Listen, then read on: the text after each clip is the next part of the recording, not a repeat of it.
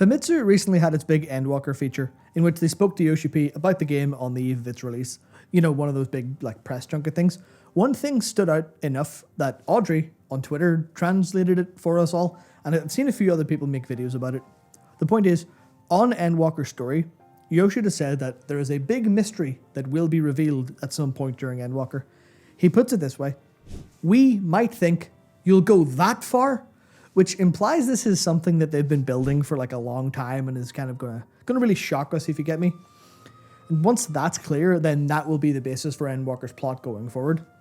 Audrey also pointed out that he said that Radzat Han, the landscape, is essential to the MSQ, so we should go sightseeing there whenever we can. And you know, by itself, that's cool. A great big mystery, something they've been building towards for a decade, that's pretty cool. But it is also a bit scary, since a lot of mysteries end quite poorly. The answer comes as a surprise to people, doesn't really match up with what we're thinking, doesn't feel very satisfying.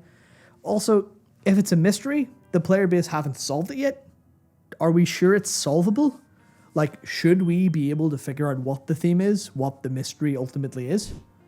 To answer that, we have to look at Yoshida himself, specifically where he draws his inspirations from. The most well-known stuff, of course, for his writing is his deep love for Tactics Ogre, and I think most of Yasumi Matsuno's work, which is what leads to FF14 having this really strong sense of a politically realized Eorzea. We see big things happen politically, but we also see how they impact our characters and then even just regular citizens. We see how the world actually evolves around all of these events. But then there's the other side of the coin, the online game addiction that made him who he is today. You know, Yoshi-P, the MMO primal. He clearly loves when players have fun together. It's the emergent properties of MMOs absolutely inspired him. You know, things just happening out of nowhere. But we have a problem because it's hard for players to engage with a story in an emergent way, right? Consuming a story is like a passive thing, like you're seeing a movie, and you kind of have to do it alone. Maybe players can interact via fandom and creation, all that stuff after the fact. I mean, even via streaming nowadays. But that's all, right? Maybe not. The clue obviously is in the language. You don't go to get a movie shown to you, you go to watch one. But it's not just the physical action verb that matters. You know, stories make us think. They make us feel. They engage our imagination, and they engage, basically our brains entirely. We draw parallels subconsciously between what's happening in the story and then how we relate that back to our own lives and the lived experience of others, and even other stories we've read. You know, when you finish a great book or a great game and you have no desire to start a new one, you're just spending days thinking about it. That's being active, and that's engaging with it. So you can engage with a story roughly together, but the problem here is it's still asynchronous. Everyone still goes into their little bubble, enjoys their story, and then comes out and talks about it afterwards. It's not quite as dynamic as a proper emergent online sandbox is. But can it be? There's a third piece to this puzzle, and one that I think redefines the FF14 story so far. Not materially, not literally, not anything's different, but more how we should experience it, or how we should think about it as a player base. You probably don't know this, but Naoki Yoshida is a huge fan of mystery novels, and trust me, this is genuinely relevant. I've been reading through Yoshida Uncensored, which is the collection of the bi-weekly Famitsu columns he wrote, which is the whole story as to how he started it, but there are a bunch of insights in there about the game we could miss, but also he's genuinely a fascinating person. And the more I've understood him, the more I've actually enjoyed FF14 in retrospect. And obviously a huge thanks to Shinitan for translating so much of it. It has been fantastic to read. So in column 48, which is titled Take Your Time, Don't Rush, he talks about mystery novels, specifically detective fiction novels. He says that they tend to revolve around the detective's logical solution as to how an impossible crime was committed, rather than figuring out the motives or the why. It's about the how. He says they're more like puzzles than stories, because the authors have to fit in clues for readers, just so that they can actually follow along. But they also have to keep them hidden. They have to keep them subtle enough that it isn't obvious. And he personally believes and thinks that they're a lot more fun to read them that way. It's fun to read them instead of just, page, I'm reading like a book. Reading them properly is key. He says his style of reading is very, very slow. Clues can come in dialogue, exposition, or even just simple scene descriptions, so you can't overlook a single word. You read one word of these books at a time, understand it, and then imagine what's actually happening. You visualize the scene and then imagine even an actor's face to attach to characters so you can actually see the scene in your mind's eye. And then if a scene feels off, like it doesn't make sense or not all the information adds up, then that might be a clue. And if there's a contradiction in your mind after you've seen that clue, go back to find it. Look where it came from and follow all the way through until you've nailed it.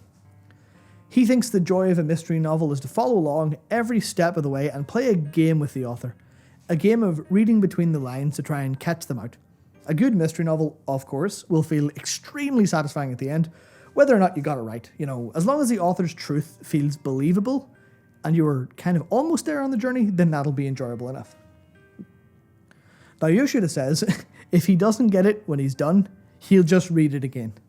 With the final answer in his head, he'll work backwards and try to understand where in the entire story the author put all of those clues and how they crafted the actual puzzle.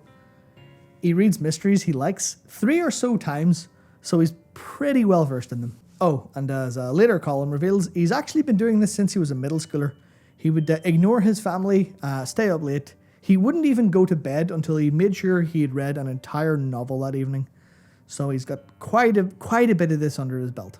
The ultimate point of this original column is to say, don't rush through books. Take your time. Read every word, savor every moment, because otherwise, what's the point? What's the point of reading something if your goal is just to finish it?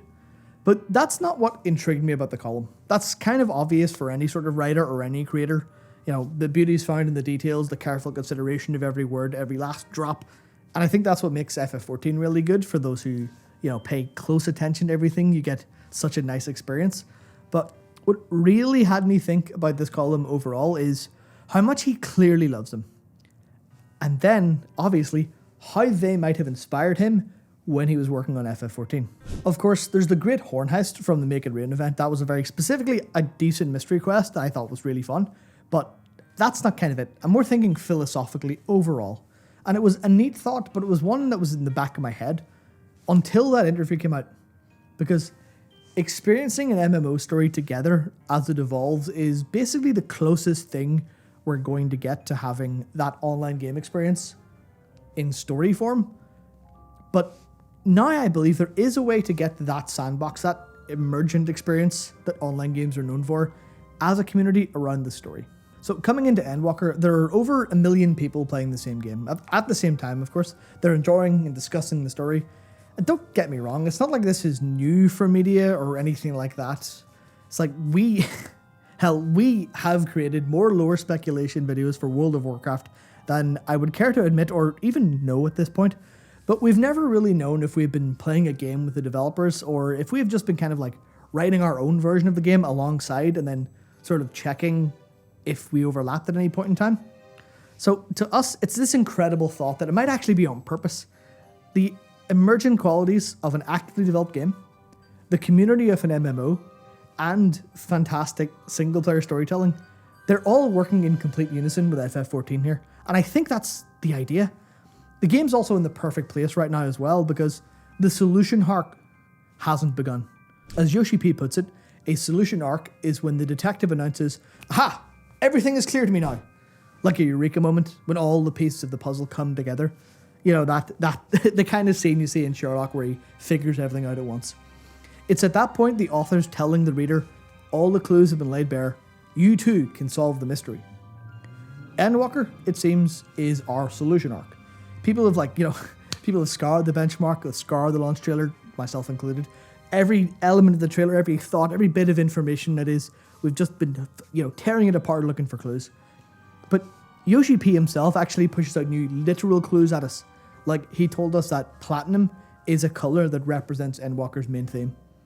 He's also said that there are 2 keywords, and he has told and will tell literally no one what they are until we've all finished the story, and then he'll tell us. And then obviously there's also the thing about Rats at Hand's landscape being important.